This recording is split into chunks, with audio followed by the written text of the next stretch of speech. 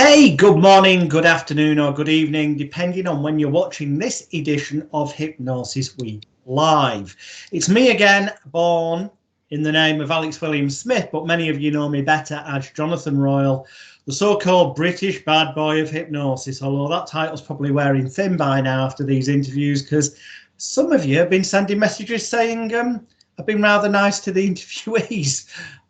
Whatever. Okay. It's my honour this week to have a gentleman with us who I'm going to pick the brains of, and I'm going to try to ask some awkward questions, but given the subject matter, it's already an awkward area anyway, to be honest. This gentleman's been involved in the field of hypnotherapy for well over 15 years now. He's one of the few British clinical hypnotherapists to have a MSc, a master's degree in clinical hypnotherapy, which we'll talk to him about later. The first, because that's what inaugural means, but I thought I wouldn't be able to say it, but I just actually managed to say it then. At the first UK Hypnosis Convention, they made mention that in their opinion, he was one of the top 30 hypnotherapists in the world. He's contracted by the NHS. He works on a weekly basis in a major hospital. His main office is based in a GP, a medical doctor's surgery. So if you can't really get better perceived credibility than that.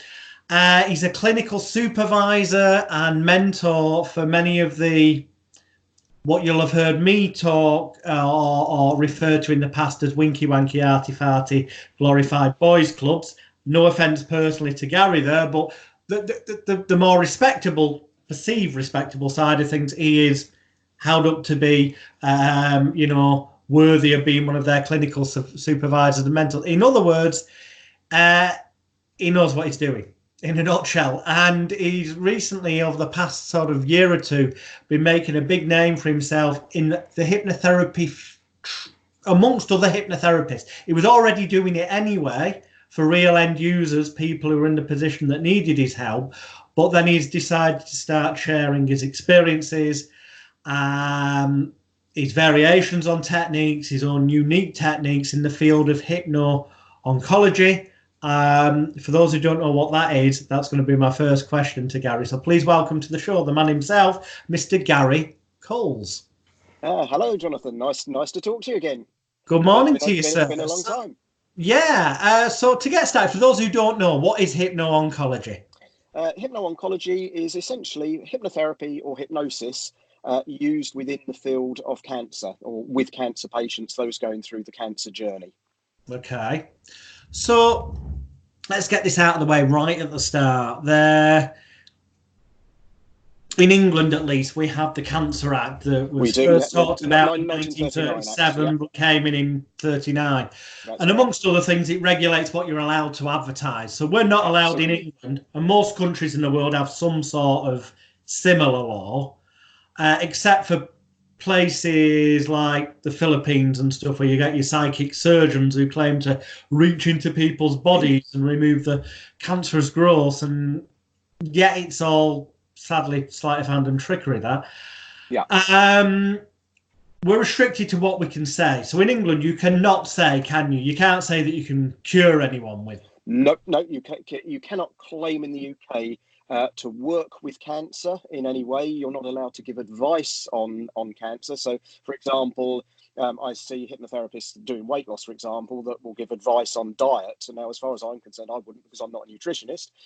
Because I'm a hypnotherapist, I'm not allowed to give any guidance on the treatment of cancer, their journey through it, etc., and obviously not allowed to treat cancer. What we do is work with people on the cancer journey. So we do everything apart from working with the cancer itself.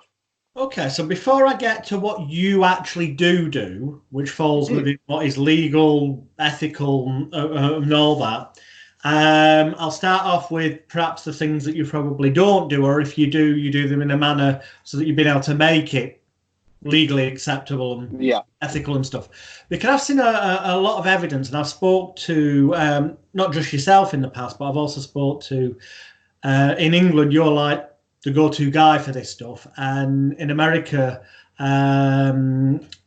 there's a colleague of mine, Dr. Kenneth Kern, who is a cancer surgeon, Right. by trade, but he's now a National Guild of Hypnotists, qualified clinical hypnotherapist, and he works with cancer patients with the insight of a cancer surgeon. Yeah. And I'm aware from having spoken to him and looked at books out there, looked at stuff on the internet, that I know we can't claim to work with the actual cancer itself, but there is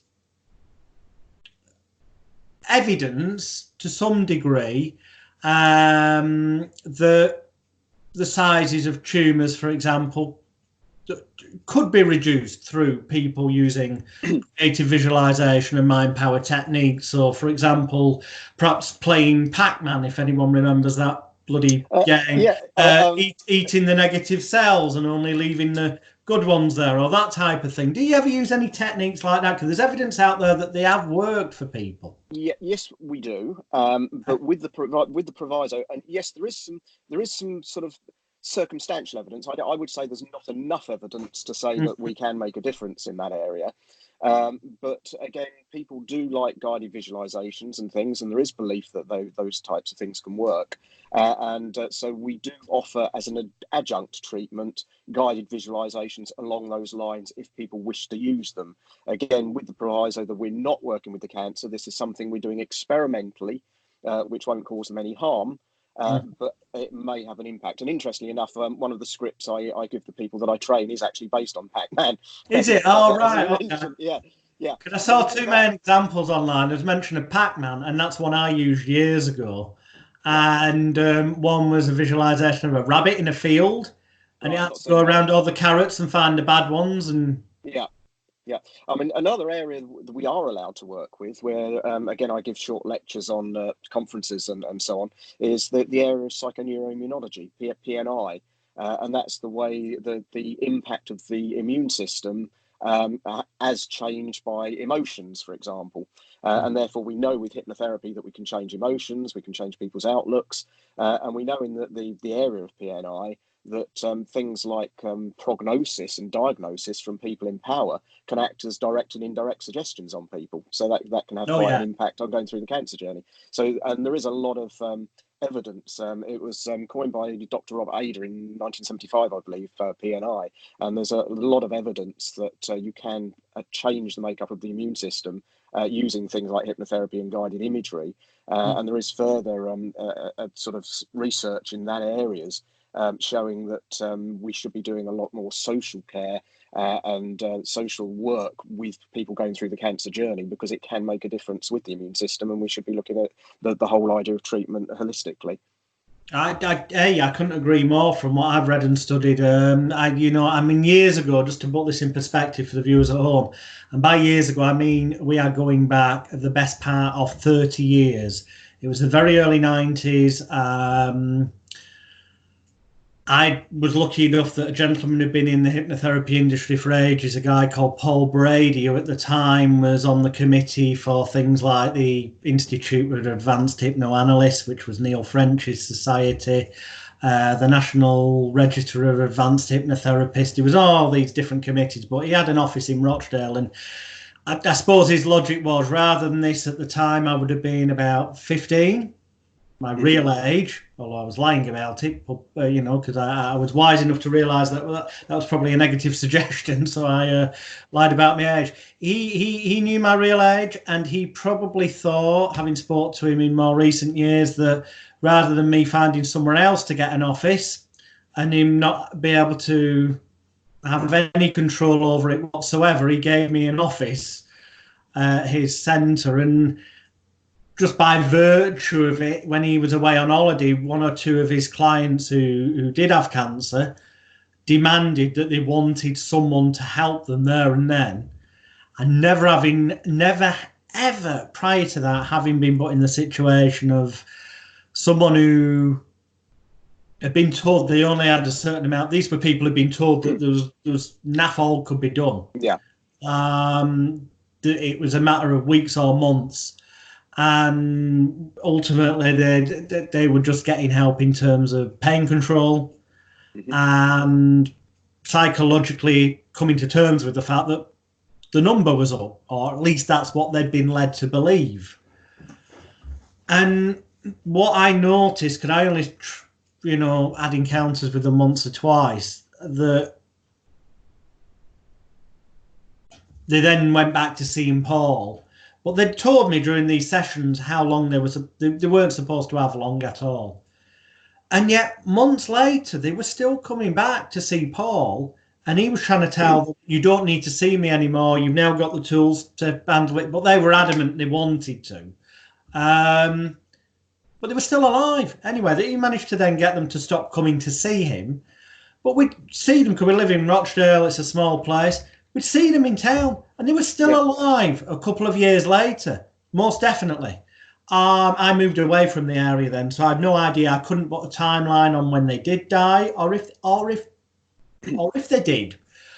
But I know that they'd been told by the experts, the medical people, that they were supposed to no longer be here in a few weeks or months, and that a few years later they were still alive. And they made comment of how much better they felt once they'd been, to some degree, to see me, but that only happened a couple of times. It was mainly going to see Paul. But they said they felt a level of relaxation, physically and psychologically and emotionally, that they didn't normally feel until he taught them tools to use at home. Yeah. That managing the pain, they were able to focus on other things, and that they genuinely believed that the reason they were still alive was because they were doing these sort of visualizations we spoke about before, and the worst thing that could have happened was the medical expert telling them they only had a limited time. Now, I know ethically they've got to, if they genuinely believe that to be the case. It's changed. It's changed a little bit since then. I mean, it used to be that they would say, "Oh, you might have. We think you might have 6 to 9 months, or a year, or 2 years." Now they approach it slightly differently, and they give it purely statistically now. So what they will say now is that sort of with your condition, with your stage and grade, we have a 70% chance of living beyond 5 years. So they put or 2 years or something like that. So that's the way they put it nowadays. So subtly different, more of a get out clause. Yeah, that doesn't sound quite as negative either. No, it isn't. Because I think one of the biggest we as therapists, well, certainly hypnotherapists, work with positive and negative suggestions depending on the context. Certain words, phrases, or things already have a sociological inbuilt anchor that can be positive or negative. And I would argue one of the biggest negative anchored words in the British language is the word cancer. Absolutely, yeah. I mean, you only have to mention the word and people fall apart, or they don't know how to communicate with somebody. It's not a lot of what gets termed as cancers now, as I understand it. It's just like they don't know where to band it, so they banded it under the cancer banner. And as I understand it, please tell me, because you're the expert here, as I understand it, there's far more of the cancers that are manageable now than there's ever been. Absolutely, yeah. That's absolutely the case, yeah. The survival rates are higher than they've ever been. The livable rates with it are higher than they've ever been. And there's more incidents of it, which people say, well, why is that happening? But one of the biggest things is that it's because people are living longer and we're curing them of other issues. Therefore, I mean, virtually everybody has cancer within them, and virtually everybody has cancer growth in them. You'll find that a lot of people will die without even knowing that they had that it was there because they've died of something else. But it's because all the other issues are now sort of getting resolved and treated that people are living longer. So therefore, there will be more incidents of cancer coming out. And in fact, statistically, it's quite worrying that statistically they're saying that 1 in 2 people in the Western world, 1 in 2 people born since 1960 will actually encounter cancer. Wow. Now, this, I know you're going to have to be careful how you answer, but I'm going to ask it because there will be people watching who the subject of cancer is going to enter the head. Yeah. There are people out there, including people who are involved in the cancer industry, and I'm using the word industry, And I've actually talked to someone who's involved in the cancer industry personally, not anecdotal, direct, face to face, and categorically asked them the question, is there a cure for cancer? And their answer was twofold. They said, well, what you mean is there a cure for cancer as people understand it to mean in the sense of what it was until maybe 10, 15, 20 years ago when they started banding in lots of other things under the same title. Now, fortunately, a lot of those other things are things that are largely manageable. And I said, okay, if that's what you think I mean, but I just meant in general. I said, no, you have to understand there's some things they've just banded under the term cancer now that weren't what your grandparents or your parents might understand it to mean. But in terms of what they'd understand, is there a cure? And he categorically told me, and I'm not going to mention his name for obvious legal purposes because he's still involved in the cancer industry, categorically told me, yes, there definitely is, but there's not a cat in hell's chance that it will ever get released publicly because there's way too much money in the cancer industry. Yeah. And I have absolutely no reason to disbelieve him because I wish I could legally, well, I could. I wouldn't legally get done, but he'd lose his job immediately. I mean, I do what do you make of that? I do hear a lot of people saying, "Oh, yes, this can cure it, that can cure it, diet can cure it, all sorts of other oils, potions, and whatever." But unfortunately, we do need to see the evidence.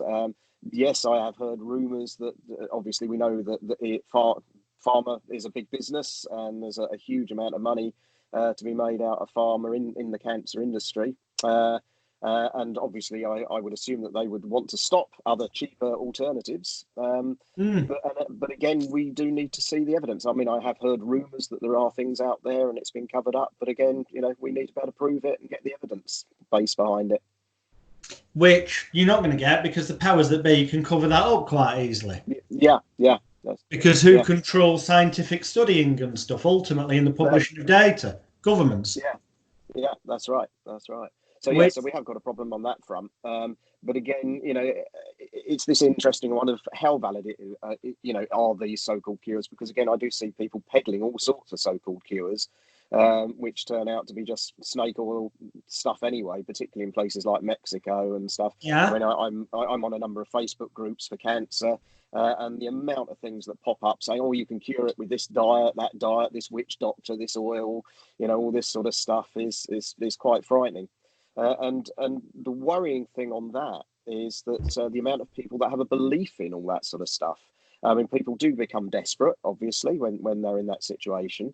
And the interesting part with the hypnotherapy side that people going through the cancer journey, 40% of them actually seek out complementary therapies. So that's essentially 20% of the population. So that's a pretty big market for complementary therapies. Yeah.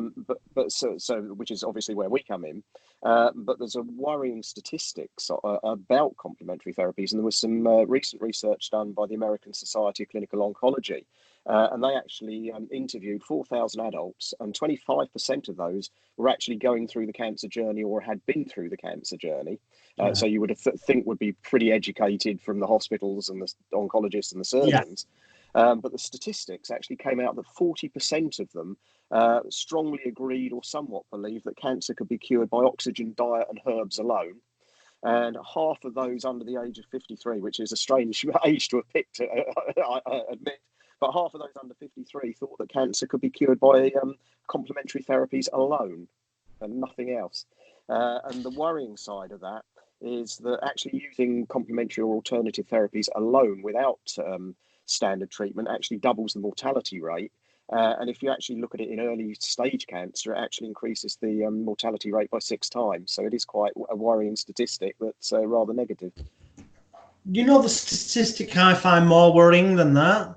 The fact that they consider someone to have had the all clear from cancer if they go back. Basically, if they get through 5 years after treatment, they're considered to be all clear and they're released from treatment. The majority of people. and that is considered that then they were all clear. And if they then die 5 years and 1 month after the treatment, it's considered they were successfully clear, right? Yeah. Whereas in truth, they could have still died of cancer, or more likely, and there is evidence out there that shows they could have died of the side effects, knock-on effects to their body through chemotherapy. Yeah, that is a big factor. Chemotherapy does absolutely hammer the body and the system. There's no doubt about You just surprised me, actually, Garry, because I thought that somehow you're going to answer that in a manner that could. But there again, you're not a medical doctor, so you don't have to protect things that much. A lot of medical doctors really get their backs up when I mention to them, look, I've looked into this, and it appears that the knock-on effects of chemotherapy, in terms of longevity, the suggestions that not having chemotherapy, avoiding chemotherapy, having some sort of intervention, obviously, but avoiding chemotherapy, you may have a better chance of living longer ultimately, because there's the negative effects of chemotherapy. You might suddenly get told you're all clear from cancer after the 5 years, but your body's been broken down and other things are more likely to occur. There is some evidence that suggests that. I mean, chemotherapy is changing all the time. It's improving, it's changing. There's different types, obviously, used for different cancers. But yes, it does have a detrimental effect on the body. And there is that mode of thinking from a lot of people. So do you think, and this, clearly I'm not getting at you because you don't give people chemotherapy. So obviously I'm not getting at you, making that clear to the viewers at home as well. I'm just playing devil's advocate here, but I do believe, with that in mind and in that context, that if we go back to the Cancer Act, it's perceived that it's there. It's given out that the Cancer Act's there. And if you go on Google and put in Cancer Act 1939, although you'll see mention of 37 as well, because that's when it was formulated, but it didn't come into force till 1939. You read it and you go, yeah, that makes sense. That's to protect the general public at large. It does at first reading seem that way. But then if you read it again in the context of the questions I've awkwardly been throwing out here, could it have been worded that way? Yes, there's some mumbo jumbo shit out there. People who claim to reach into people's bodies and pull out the tumours and they're gone. They're using what magicians call a plastic thumb. They call a thumb tip, so they can apparently have their hands empty, and when they go towards the body, they pull the plastic thumb off behind one hand, and inside there they'll have bits of like chicken's liver, or then they'll get a little balloon that's full of blood, palm it and go and pop it. So it gives the impression they've psychically reached into the person's body and removed the tumour. And the argument is, well, not the argument, they pass it off as being real healing. But there's some that argue that if the person believes that enough, then it could cause them to effect a cure for themselves. And maybe it could, but the weight of evidence out there shows that these people end up dying. Maybe it takes longer than it would have done because they're a bit more positive. So that stuff, yeah, should be stopped. But stuff like you do, Garry, and that you teach people to do, which is done in an ethical manner, telling people, look, this is not guaranteed to cure you, but there may be some anecdotal evidence out there that it can help you live longer, have less pain, deal with stuff. Well, it should be encouraged more. I think there's elements of the Cancer Act that are purposely restrictive, is my point, because the people that stand to benefit financially, pharmaceutical companies, don't want people like yourself to be able to fulfill the full potential of what is possible with what you do. Well, I think there's a couple of things there. I mean, first of all, I think the biggest thing is we've got to remember that the Act was written in 37 and come into force in 39, and it's not been changed. So research and, even in pharmaceutical industry has come on in leaps and bounds since that was sort of formed. Now, there is arguments that is it still fit for purpose with all the, the current thinkings, the holistic approaches and so on. I still think it's a good basis because it does keep the mumbo jumbo and the people, the snake oil salesmen and people out of it. Certainly from my own point of view, It doesn't affect what I do, because it doesn't affect me working with people on the cancer journey. So whether that's with the fears and the phobias of treatment, it might be the diagnosis, so the anxieties and the worries and the depression, or all the psychological aspects. It doesn't affect me working with pre and post surgery work. It doesn't affect me working with side effects of the treatment itself. It doesn't stop me working with pain control, because all those are not working with the cancer. So I can work with all those things through the cancer journey. There is no reason why I can't use PNI approaches, because that's working with the immune system. That's not working with the cancer.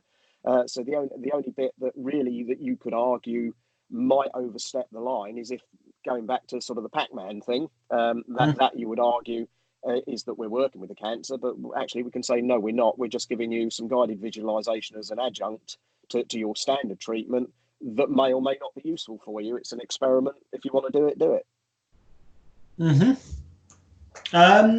So tell us a little bit about the kind of things that you do with clients. Because I'm guessing, there's obviously, as we said before, there's the area of helping people deal with pain. I imagine a lot of it's also psychologically coming to terms with the fact that they're on this journey, because if they're stressed, there's no argument. I mean, it is undeniably proven that stress that carries on long enough can cause organic change, illness and disease in the body. Indeed, and by affecting the immune system. Yeah. So obviously we don't want people in this situation to be stressed, worried and anxious about stuff. So what sort of things would you do with clients to help them deal with those things? Again, we have lots of different approaches and lots of different things. I mean, I might say with Hypno Oncology, we work with people through the entire journey.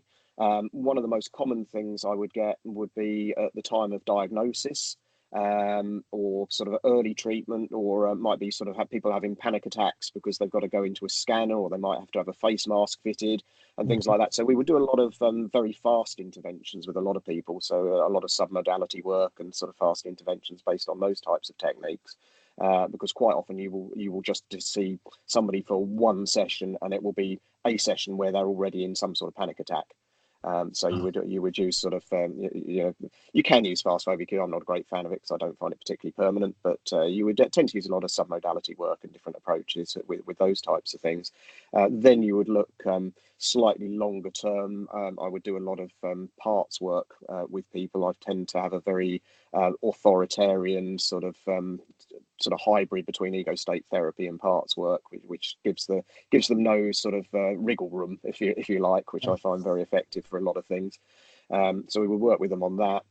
You do a lot of work. Probably the biggest area I work with is really side effects from the treatment, whether it's radiation or chemotherapy, whether the things like anticipatory nausea. We get dyschizia, which is changes in taste. We get a lot of sleep problems, neuropathy problems. So we do a lot of work with sort of traditional hypnotherapy work around those types of things. Pre and post surgery is an interesting area. When I did my master's degree, part of the master's, you have to do some primary research and write a thesis or dissertation on it. Was this at Bournemouth University, by the way? No, it was the University of West London. Okay. I did mine through. Right. Oh, I didn't know they did it there. I know Bournemouth were the first, weren't they? I think. No. University of West London was the first. Was it? The path started when they were still the University of Thames Valley University. Oh, okay. And then they sort of amalgamated and become the University of West London. Sadly, I think due to finance issues, they no longer offer it. Which is a shame, because they offered it. Then it was going to be done. I think it was in Aberdeen. We're going to do it, and that never really got off the ground. And Bournemouth now do one, but I think theirs isn't in clinical hypnotherapy as such. It is actually research based into hypnosis. Because interestingly enough, I think it's research, medicine, and clinical practice. Yeah, because when we actually looked at it, if you go back to, as you were referring to the the so-called governing bodies, if you like, the voluntary Yes. bodies. Obviously, we have in the UK a basic curriculum, if you like, for an MVQ level 4, which the Complementary Natural Healthcare Council sort of She's put forward. hilarious. I know you've got to be careful because you're a mentor and clinical supervisor for them. But in my opinion, and it's just my opinion, viewers, but Yeah, vast majority of what they teach in that curriculum is fucking useless, excuse the language. In the real world of treating clients, there are far better, more effective ways than what they teach. It's yeah. mental. It's rather restricted. I will hold my hand up here and say that I was one of the three that actually formulated it. But we were rather restricted. It was based on previous curricula, and we were also very heavily influenced by Ofqual on what we could and couldn't do. So although I will hold my hand up and say yes, I was partially responsible for that, there are a lot of reasons. I know there's a lot of red tape behind the scenes, in fairness, just playing devil's advocate, but I have seen there is red tape behind the scenes and it has to go in alignment with other industries, which itself's a bit bonkers because what we do doesn't really align with other industries. Yeah, but the reason for raising that, though, an interesting one, was that again we've got this national curriculum with a minimum number of hours, etc., etc.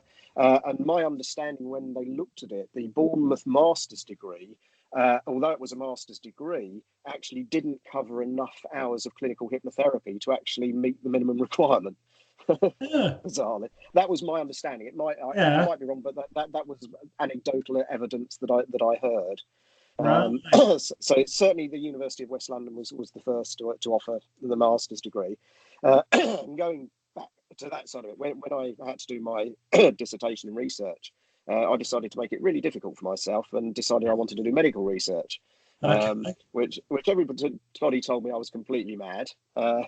In fact, one of the people that was quite amusing. You're probably aware of the CBT guru, Windy Dryden. He's a good friend of mine. He practices out of one of the same clinics in Harley Street as myself. And I was talking to him about it at social events that I'm going to do my masters and so on. And he said, "Oh, what are you going to do your research on?" I said, "I don't know. I've got some ideas." And eventually I went to him and I said, "Oh, I've decided what I'm going to do my research on." He said, "What is it?" And I told him. And he looked at me in the eye. He said, "If you were one of my students, I'd have told you not to be so bloody stupid." And I thought, "Oh, there we go." Well, good for credibility, law down the line.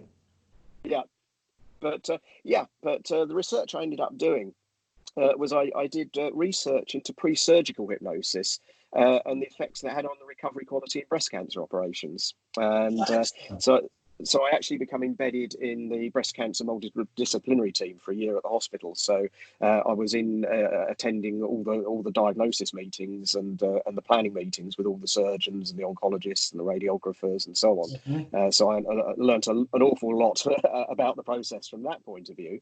As I have anyway, because the hospital over the years have sent me on a lot of sort of specialist cancer courses anyway. But that was very useful being embedded in for that for a year. But what was interesting, that the way that I looked at it was I used a gold standard psychological sort of evaluation, SF36 it's called. And what we actually did was we're looking at the psychologically profiling people on the day of their operations. And analyse and really looking it down. And basically, and it's not a surprise, that people undergoing a breast cancer operation on the day of their operation were borderline depressive. That was the basic in a nutshell. I think that sounds fairly... It was broken down into a lot of other areas so that we could really look at things like social functioning, communication, and so on. But the overall thing is, yes, they were psychologically sort of borderline depressive. We then did we had a control group and hypnotherapy group. Now with the hypnotherapy group, we did a session of hypnotherapy, pre-surgical hypnotherapy, just before they went in for their pre-meds and in for the operation. What was that session kind of like? Are we talking like progressive muscular relaxation, induction? It was script based. It was carried out by myself, and it was script based because obviously we had to be able to reproduce it exactly. Yes. So it was about it was progressive muscle relaxation, and that was followed by suggestion for compliance during the operation, and speedy healing and no pain and so on, and the body regenerating itself, and so on and so forth.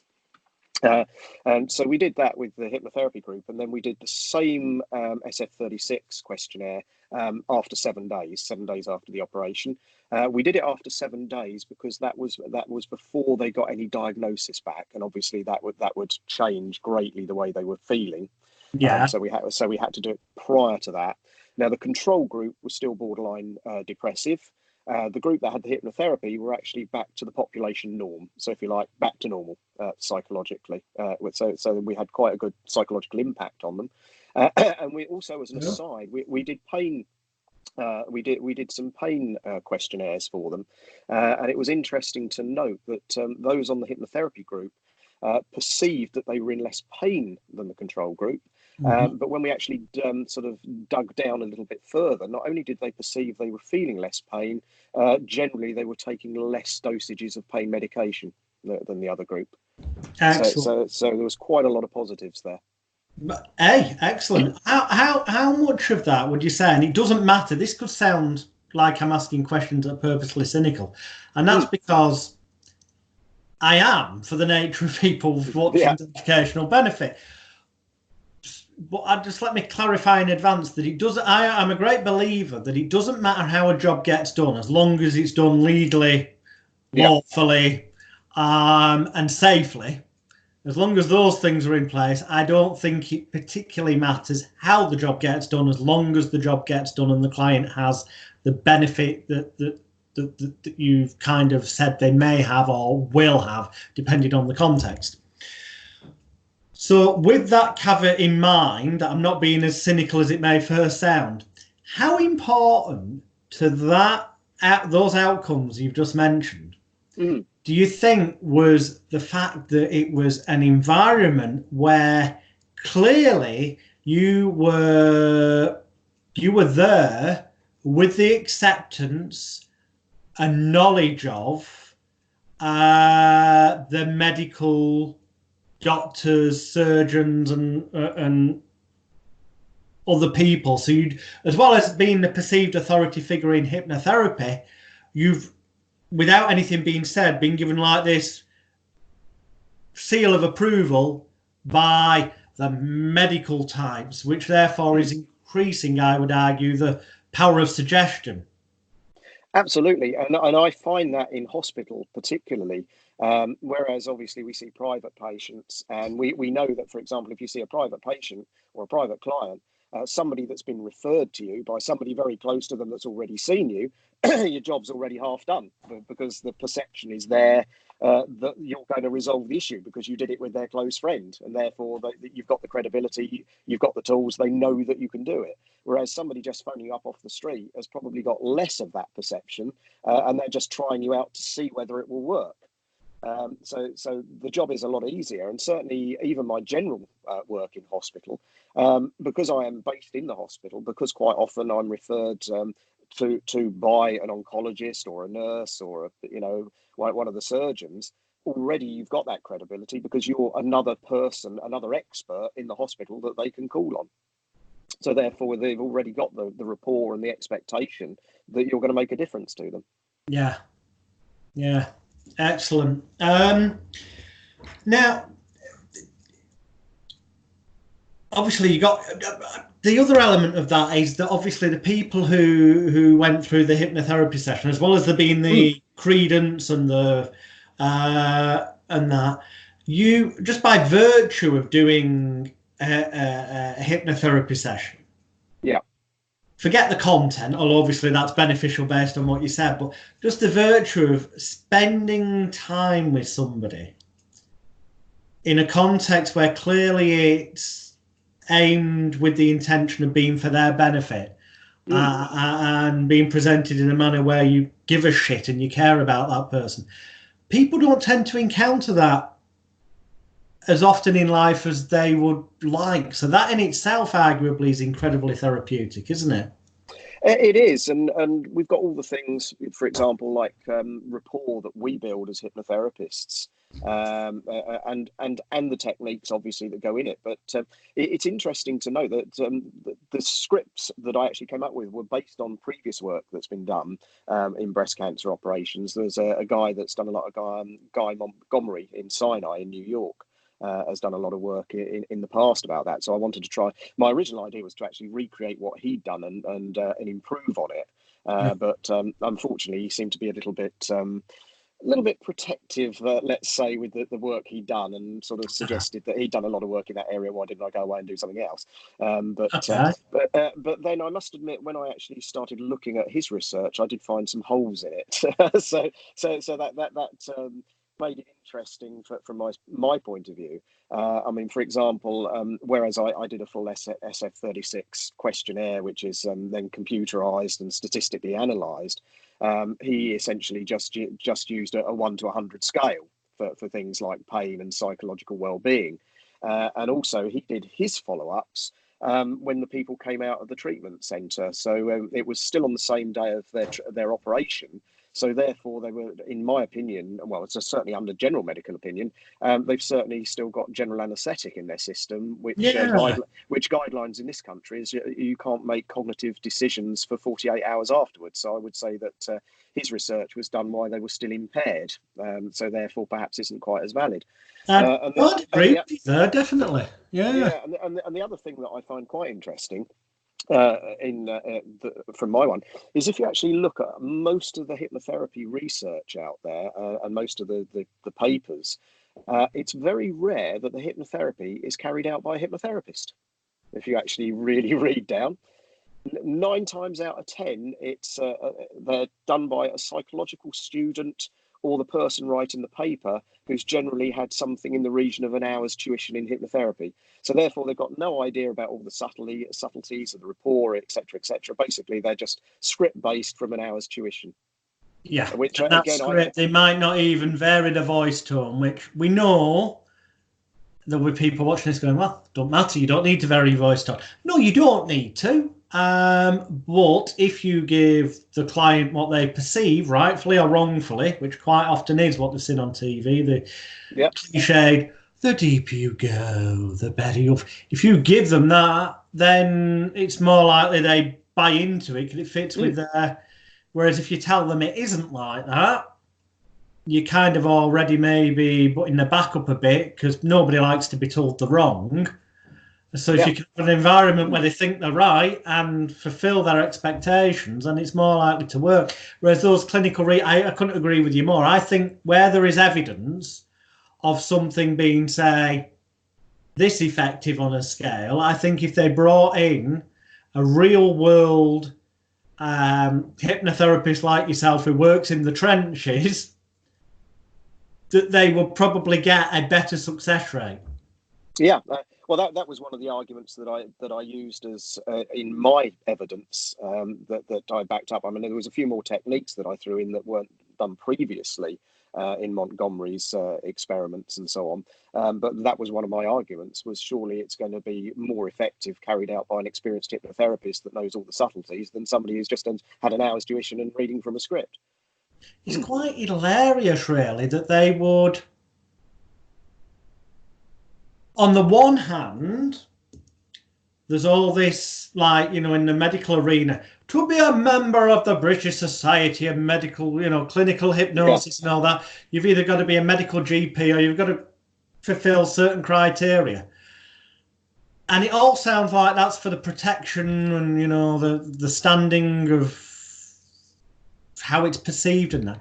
And yet so many of these, I've encountered so many medical GPs that are members of that society who couldn't hypnotise their way out of a wet paper fucking bag, excuse the language. They're devoid of any personality. How the bloody hell they operate as a medical GP, in some cases, is beyond my thinking. Because, you know, one of the things that used to be good about doctors was, I know they haven't got the time to do it now, but quite often it wasn't what they were prescribing, it was what they call the bedside manner, wasn't it? Yeah. Which arguably is an element of hypnosis, rapport, and stuff that you use daily. Absolutely, yeah, absolutely. It's But they are getting a little bit more on side. I mean, as far as when I was doing my research, I mean, we had one old professor who general attitude it was quackery, but the rest of the team were quite good. I had one young surgeon who was very interested in what I did. One of the other breast cancer surgeons was very much on my side because when he was training as a surgeon, he actually witnessed an operation that was done under hypnosis rather than anaesthetic. So he was very much on excellent. side. And then the lead of the team, the head surgeon, when I actually put the ideas towards her, was very, she gave the attitude of I'm a famous teaching surgeon, why are you wasting my time? Sort of attitude, was really asking a lot of difficult questions. And I thought she was just trying to basically make me look stupid and sort of, get rid of me. But after we'd done all this questioning and so on, I think she was just testing to see whether I'd really thought this through thoroughly and whether it was going to be very scientific. Because eventually she said, "Yeah, okay, we'll do it. We'll let you come on board the team. You can do that. You can do your research." And then after a few weeks, once she started seeing the results, she actually came to me and said, "Oh, you're attending the meetings with us, the planning meetings. If you spot patients on there that you think would be useful for your research, and they agree to actually work with you," she said, "let me know, and I'll move my elective list around to accommodate you." So All right, that was excellent. absolutely amazing. Yeah, I mean, well, you've been taken seriously that quite Yeah. clearly at that point when that's happening. Yeah. So, how do they feel about you now share your experiences and techniques with people? Yeah. For example, things like Hypno Thoughts in Las Vegas, other conventions and conferences around the world. And I know you've run the odd course actually yourself away from conferences. And no doubt you've Yeah, that seems to have taken on an organic sort of life of its own. I did a couple of courses. Well, originally it was suggested I put a course on, and I thought people wouldn't be that interested, but strangely enough, so I put a course on. The first course I did was the year before last. I did one at Birkbeck University. Then it was suggested I did a couple of others, so I did a couple of others, and I did one out as part of Hypnothoughts in Vegas, and then. That sort of went from there. Last year, I did one in Chester and one in Birmingham in this country. I was then asked to do one in New York, and I did one in Vegas again. And one of my attendees in my Reading one was actually a nurse from Bahrain, and they invited me over to teach in Bahrain. I was over in Bahrain in October teaching privately at a clinic over a psychological clinic in Bahrain. nice. And this year I'm doing one in Birmingham in this country. I'm doing one in Brussels next month. I'm doing one in Amsterdam, and I've got I think 3 in the USA and one in Canada. So it seems to be going a little bit mad. Excellent. Is there any, do you currently have, or are there any plans for the future to, for people who perhaps can't get to an event? Are you going to be putting together any form of online, you know, maybe group training via Skype, but also No, accompanied by manual yeah. videos? What we actually do, we do, I haven't got online training yet, and that's something I've been weighing up because there are pros and cons of online training. I prefer to do it live, but I know people can't do it. But what I have got now is that I do have a USB stick with a full training course on it, which people can buy at conferences and so on, which is also available from the website. We have a website, hypno-oncology.com. That is available from that. So that is a full day's training. And then people that actually do the training, whether it's the USB one or the live training, they also have access to a secret Facebook group where we put more lectures on and question and answers and mentoring and so on from that. Oh, excellent.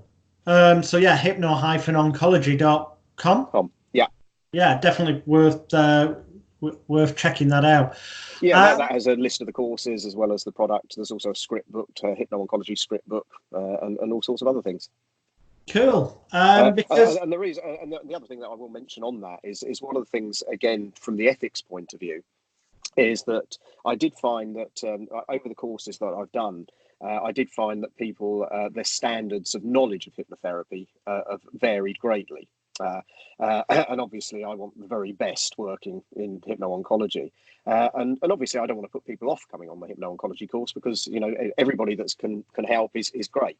But what I decided to do was to actually differentiate things slightly. So people that take my training, as far as I'm concerned, it's a CPD day or 2 days. We sometimes do 2-day training as well because that's what Bahrain wanted and that's what they want in Canada. So as far as I'm concerned, the training is CPD. But we also have the option. I wanted to differentiate people that are really, really good. So what I've done is I've set up an association of hypno-oncology practitioners, and that is the website of that. And to become an accredited practitioner, not only do you have to do the training, but you then have to pass quite an extensive exam. And the exam not only covers the hypno-oncology stuff, but it does cover the type of things I would expect you to know as a top-notch hypnotherapist. So that way we have different levels, and then I can then be confident that the people that are accredited and become in my association, I know are at the level that I want and have the ethical background that I want to be able to go and do that around the world. Yeah, well, that's independent, but they don't have to be a member of any of these, that I call them, boys clubs, do they? They just have to show competency. Yeah. Excellent. See, that I totally understand and agree with because of the context. Some people out there, they'll also add in, you've got to be a member of this boys club, and it's like, what relevance is being able to pay a yearly fee to an association that will take money off pretty much anybody? It has no relevance to your competence, but doing what you're saying, yeah, I can totally go with that. And it's better for everyone's credibility who's then saying that they're passed. Yeah, and the interesting, you mentioned on the boys clubs and the money type of thing. The other thing that taking the exam to become accredited, as far as I'm concerned, is purely optional. You can come on my course and not have to do the exam. And the other thing is, with reference to the boys clubs, for people that want to take the exam, there is no charge. To become accredited, there is no charge. That is it. Oh, all right. You did surprise me. I mean, even better. I mean, that goes against the conventional norm. Excellent. Yeah. Because I want to encourage people to do it. Yeah. What are the major? You see, working. It occurs to me, and I had, in fairness, looking back on it, there's no way on this planet, should I, at 15, 16 years old, have been sat there dealing with cancer patients. Mm-hmm. I shouldn't have been, but I did. Yeah.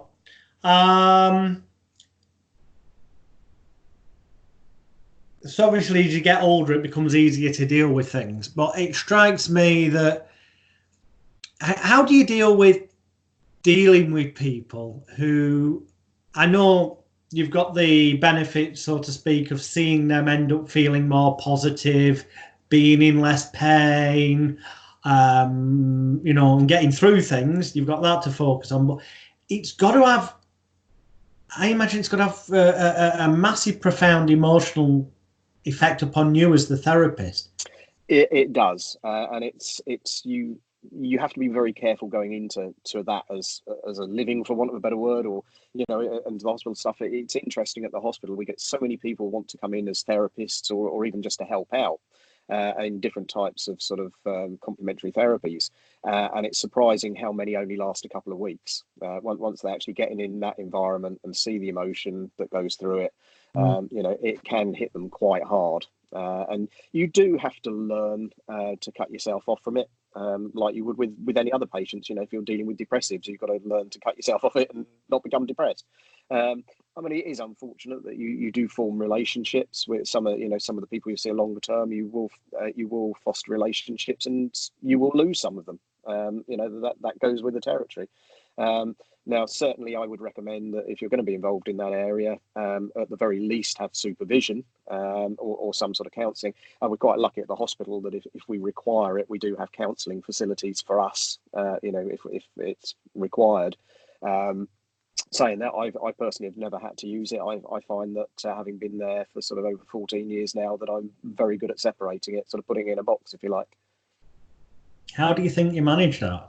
You're aware that you're good at it because you know that you've not needed to go and see it, but how do you think if you were giving advice to somebody, how do you think you managed to do that? Yeah, you just really, you go back to your own life. You know, I think you realise that life is precious. You see the people going through that. You realise how life is precious it is, and you go back and, you know, do the things you enjoy. Switch yourself off and do the things you enjoy. You've got to compartmentalise it.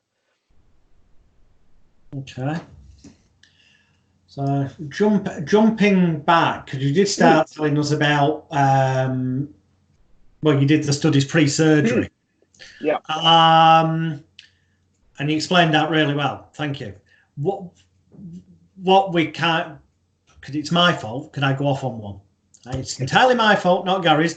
I assume the logical thing then would to be look at what kind of stuff you do post-operations. Yep.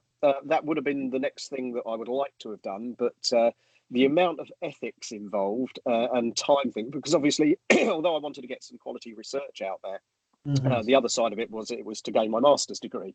That has a time frame, and the amount of ethics hoops you have to jump through to actually to be able to do hypnosis with cancer patients for research is quite phenomenal, as you can imagine. I originally approached the university because obviously they had to insure it and indemnify it. It took a couple of goes to get it through their ethics committee because they were a little bit jumpy about working with cancer patients. Then I went to the hospital and said that I wanted to do some research, and I had to go to their research and development section, and they said, "Oh yeah, we love research. Oh well, yeah, we will support research. We love it. It's fantastic. Yeah. We like, what do you want to do?" And then I said, "I want to do hypnosis with your cancer patients." You could see some of them go white and sort of make funny noises and sort of look of panic on their faces. So I had to go through there. I had to go through university ethics. I then had to go through the NHS ethics themselves, and then the local hospital ethics. That caused all sorts of problems that I then had to have good clinical practice certificates and all sorts of other things. So I had to go on a lot of hospital courses to gain things like that. And then they put in so many rules and regulations in place about recruitment and treatment of patients. You know, I couldn't approach anybody technically to ask them to be part of my research. I could only put a poster up or give them a leaflet and things like that. We then had to get consent from them. They had to contact me to give consent. I wasn't allowed to contact them. That had to be more than 48 hours before the procedure that I was going to give them. And then they had the chance to duck out of it again. And you can imagine that recruitment's quite difficult because let's imagine if you've just been diagnosed with breast cancer, you're going in for an operation. The last thing on your mind is dealing with some muppet who wants to give you a questionnaire and then hypnotize you. You know, that's not really one of your top priorities. Not when you put it like that. Maybe if you see that there's going to be a benefit to you, which obviously, you know, that's what you want. There is, and that also caused problems because obviously there wasn't a benefit for all of them because we needed a control group, and we had one problem where people that when they were assigned to the control group decided they didn't want to play anymore because they weren't getting any benefits out of it. We even had others that actually signed up for it. Decided it was such a brilliant idea that they went off and had hypnotherapy before they came to see me. So they were then being preconditioned and all the rest of it. Right. So therefore we had to eliminate all those out of the research because it was putting too many sort of unknowns into the equation. So no, there was all sorts of problems because originally I wanted to do a comparison of sort of one session of pre-surgical as opposed to 3 sessions, as opposed to doing it via audio, as opposed to live, and all sorts of other things. And then when we found the amount that you could actually recruit and the time frames involved, it just wasn't possible. Given the vast amounts of money involved in the cancer industry. And I'm not talking from the point of view of suppressing cures now. I'm talking from the other point of view. There are places out there, and I'm not going to mention names, but there are some fundraising bodies that the people involved at the top are taking so much money out that it's clear that they would arguably have a vested interest in never finding a cure or never finding a solution. But there are some out there where the people at the top are not taking obscene amounts of money. Are there not any of them that would like perhaps fund this kind of research, the stuff that you wanted to do? Because there is definitely so much potential. Yeah, I did approach a couple of organisations, but again, there was no real interest. I did at one stage approach the hospital because I had the surgeon that I mentioned that was very interested in hypnotherapy because he'd encountered sort of operation being done on it. He actually asked me whether I'd be interested in doing another research project, and he was particularly interested to see whether hypnosis could have an effect on people vomiting under general anaesthetic, because it's not necessarily, it's not sort of widespreadly known, but generally a lot of people react to a general anaesthetic, and it's very, very common for people that under anaesthetic, when they go into the operating theatre, to vomit.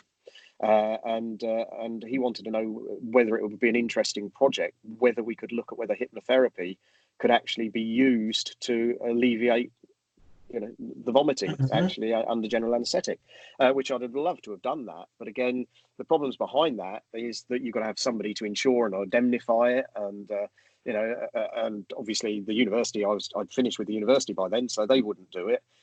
So it would have to be going through the hospital. And one time I did say, well, I'd love to do that if the hospital would identify it, but also really, because it's going to take so much time, I would like to do it as part of a PhD and do research through that. But obviously there's so much time, so much money, that I said really, would the hospital research unit sort of fund it? And, basically that's as far as it ever got. That's a shame. Because I just think it's a great shame that we're in 2020 and people are starting to see the potential in cancer field, in other, potentially terminal illnesses, of helping people massively. Yeah. But on the one side, that's great. People are starting to see it. But on the other side, I find it sad it's taken till now. When you go back and look at the kind of works Esdale and Braid were doing decades and decades ago with surgical operations without anaesthetic, helping people in various ways that currently are deemed as being, don't know if that can help. And yet there's so much, and all right, arguably it is to some degree anecdotal, although there is some more credible evidence out there of what they did with certain hospitals and whatnot, that it kind of, it's like it got hushed up, covered up, and it's taken decades to try and get it back to where it even was looking like it was going back then. What do you make of that? Yeah, I mean, really, the thing that sort of affected it is really pharmaceuticals. Things like hypnotherapy approaches and psychological approaches, and even things like hypnobirthing. That's coming back now, but that was a sort of standard practice before pharmacological sort of means and things. So it's really that big business has taken over from it.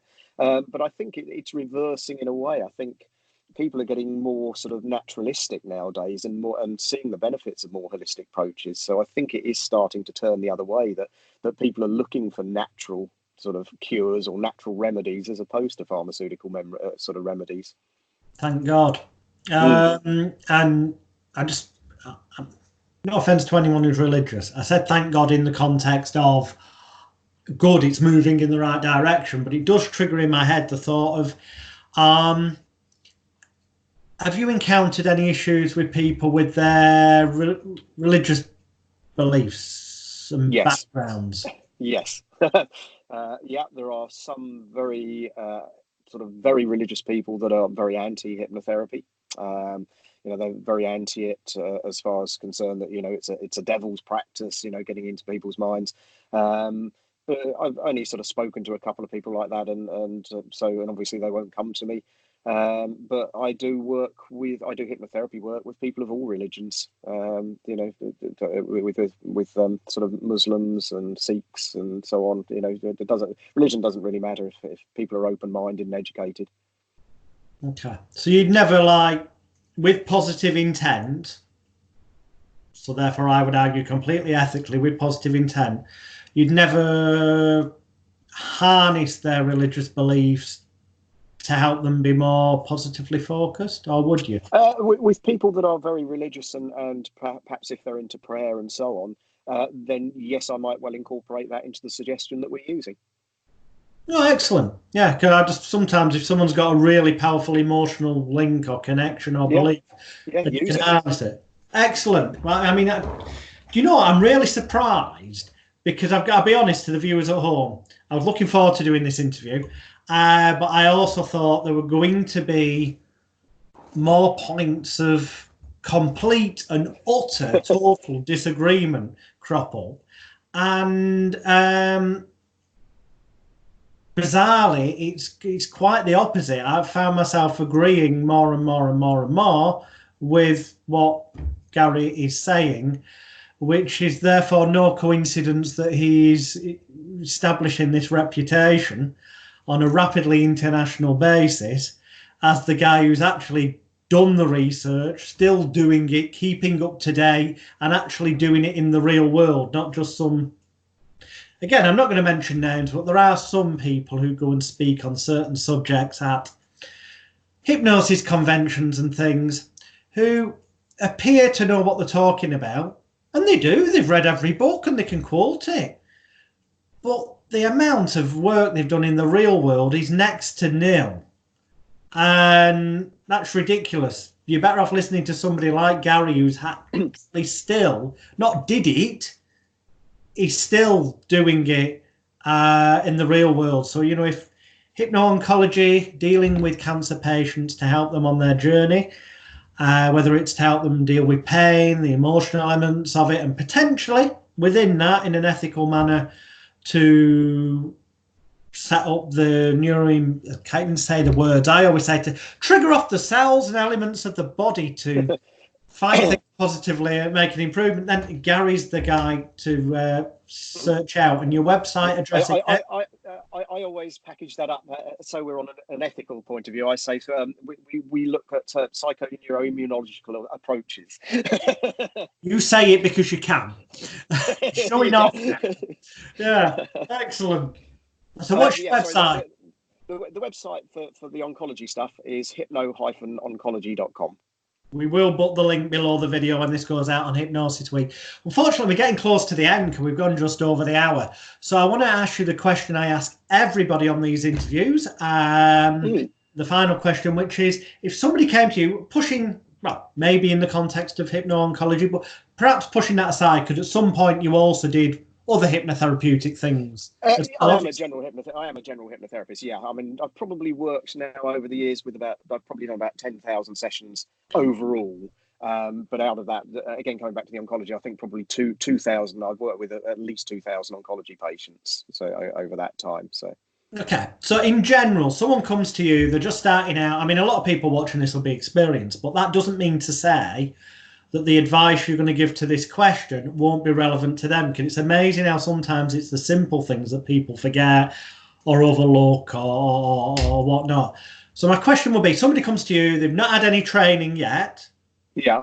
They may have read some books. And their question to you is, Garry, from your experience, what would your top 3 tips be to somebody starting their journey to becoming a confident and competent hypnotherapist? Right. I mean, for somebody who's totally new with no experience, that's a difficult one. But certainly one of the things that I mentioned on my courses for people that are hypnotherapists that, perhaps want some tips. I think that, and it's one of the things that I give in my course. I sort of give tips and I give a lot of case histories and so on. But the tips that I always say is if you're working with a patient, I say always have a plan B, C, and D. Whatever happens with the client in front of you, you must ensure that from their point of view that they believe that was what was meant to happen, even if it goes horribly wrong. And always have a plan B, C, and D. And the one that I love, a lady of fantastic name, Melissa Tears from New York. New Jersey. She's fantastic. And one of her classic ones, particularly from newbies that are worried that they might have got a script wrong or got it round the wrong way round or got the technique wrong. Her favourite quote, which I love, and I now mention that on my course attributed to her, and I can't do the accent, but she said, "People, just remember we just make this shit up." Excellent. and that is very true. I believe it is. Intent is the bigger part of it. Excellent. and the fact that you clearly do care about what you're doing and people will pick up on that.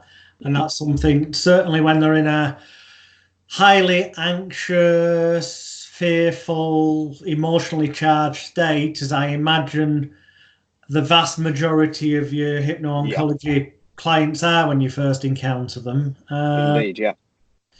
Yeah, there's a lot of important lessons to be learned from the past hour. As I always say, and I'm going to repeat myself, I know, but as I always say, get a pen and a piece of paper and watch this again and take notes. And then you'll realize how much actual value and content and insight there's actually been in the past hour, far more than you'd realize at first sight. And, you know, think if this is working for Garry in the world of hypno-oncology, high-end, emotionally charged arena, something as serious as the cancer, imagine now taking these approaches, intent, the attitude, and all that into the arena of helping somebody with general confidence issues are. Yeah, I mean, an interesting one that might be. I actually had an email last night, which might be nice to read on that, which I think is quite inspiring for everybody. Yeah, and it was a cancer patient, a private cancer patient that I'd been working with via Skype because she doesn't live anywhere near. But I got it from her. Her name's Debbie. That's all we need to know. But it says, "Hi Garry, just wanted to send you a quick note to say thank you. I had news just before Christmas that my treatment has been totally effective and the tumour gone. Obviously, a very long way to go before the real all clear, but it's good news right now. The work you did with me when I was first diagnosed really helped me through so much that I now practice some sort of hypnotherapy every day now. My anxiety is totally uncontrolled without the need for medication. Pain management hypnosis particularly amazed me with how much it helped me, and the doctors were surprised that I managed through without heavy-duty painkillers. And my plan now, all being well, is to train as a hypnotherapist myself so that I can be in a position to help others like you. And it all started with you. Thank you so much. All the best, Debbie." You're starting to break up.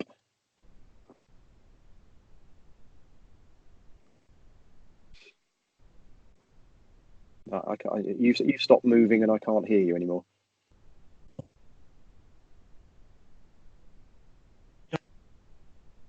No, I'm not hearing you at all. It's cutting in and out.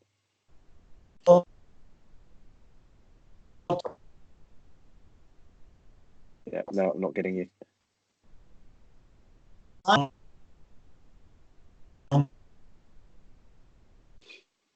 No, you've gone into still mode. I'm getting the occasional noise. I think the connection's gone a little bit haywire.